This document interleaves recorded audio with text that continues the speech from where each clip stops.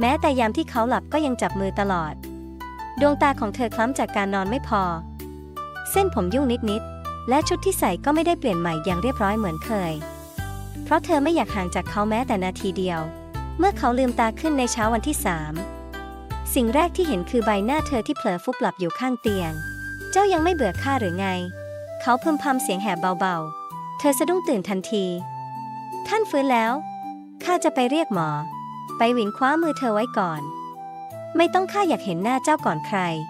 ลินอี้ถงชะงักใบหน้าเป็นสีแดงนิดๆทันทีท่านอย่าพูดอะไรแบบนั้นสิข้ายังไม่พร้อมหัวใจวายก็เจ้าเป็นคนทำให้ข้าป่วยใจตั้งแต่แรกเขาเอ่ยหน้าตายแต่เสียงติดแหบชนหัวใจว่าป่วยอะไรอีกเล่าคราวนี้ไม่ใช่ลูกธนูแต่เป็นความรักหรือไงเธอประชดพลางหัวเราะกลบเก้อเขานิ่งไปครู่หนึ่งก่อนพึมพำเบาๆอย่างไม่ได้ตั้งใจให้ได้ยินจริงจัง